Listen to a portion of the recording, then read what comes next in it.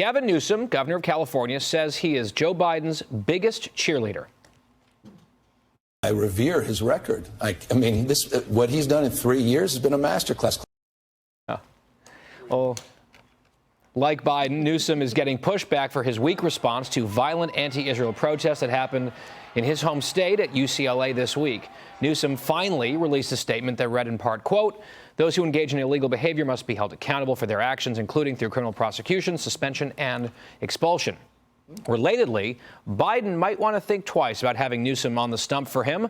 A new Wall Street Journal op-ed argues Newsom's poor leadership in California is actually boosting Trump's campaign and hurting Biden. So, Tommy, I would say on the plus side, if you're looking at Gavin Newsom as a surrogate and you're the Biden campaign, he is telegenic and he can string sentences together, unlike the president and his press secretary. So that's good. The negative side of this is he's the governor of California, which is a basket case of failure, right? So which one wins out here? Well, I'll tell you, I've been saying it for many, many months now. I think that Gavin Newsom is still going to be the nominee. I don't think it's going to be Joe. I maintain that. I hold on to it. And I think it's apparent, by the way, that he continues to kiss up to Joe Biden, because what he's saying is, listen, if you decide that you don't want to do this, I am right there. I've been a good soldier for you. I have fought the fight. I have had all your talking points in line. Look at me. I have been so loyal. I've often referred to it as that part in The Lion King when you're standing over the cliff and it's Mufasa and Scar, and Gavin Newsom is Scar and Joe Biden is Mufasa, and he's going to push him over the cliff as soon as that time comes. For Gavin, California is a mess, but if there's people willing to vote for Joe Biden, given his record and inability to speak, trust me, people will vote for Gavin Newsom. I hate to say it, but it's true. Tammy, the silence on what's happening on some of these campuses in his home state, he finally put out that statement after there was open clashes and violence. But this guy's been MIA, right? He's constantly putting out statements and traipsing all over the country, talking about abortion and other things in other states. You have shocking, like, pro-terrorism checkpoints at UCLA, and this guy was just producing crickets, nothing for days. Yeah, and the media, of course, doesn't cover it. I mean, he, like Joe Biden, thinks that what's going on is going to get good treatment in the media. It's going to be, written over. It's not going to be discussed at all. I don't even know where Gavin Newsom is, because that statement could have been put out about anything, at any year, about any kind of topic.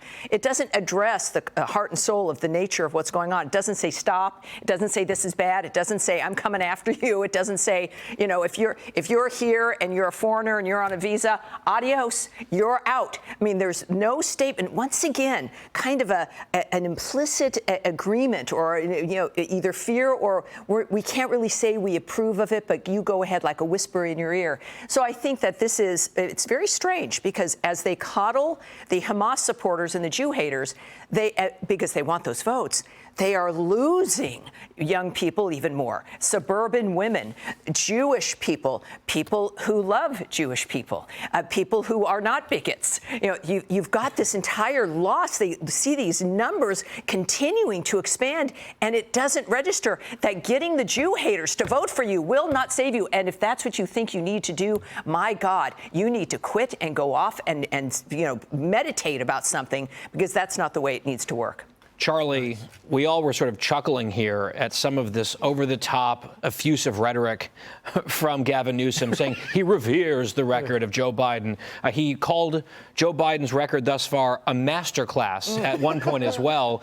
That's an interesting message to an American population that has a very different view of this presidency, right? Historically low numbers on the things that matter most to people, like the economy, like gas prices, like the border, all of these things. And I do think it's interesting. I think that the reason that Gavin Newsom represents how shallow the Democrat bench really is. Great point. The flip side of that, though, is that I also remember that a lot of the people who are promoting this idea that Gavin Newsom is going to be the next president or whatever are the same people who peddled to us, Kamala Harris, Michael Avenatti, Mike Bloomberg, all these people, and they don't get it that when these people that don't connect to actual people on actual issues, and if voters end up voting on actual issues, Joe Biden is in real trouble, and so is Gavin Newsom, because, as you point out, California is a basket case. Hey, Sean Hannity here. Hey, click here to subscribe to Fox News YouTube page and catch our hottest interviews and most compelling analysis. You will not get it anywhere else.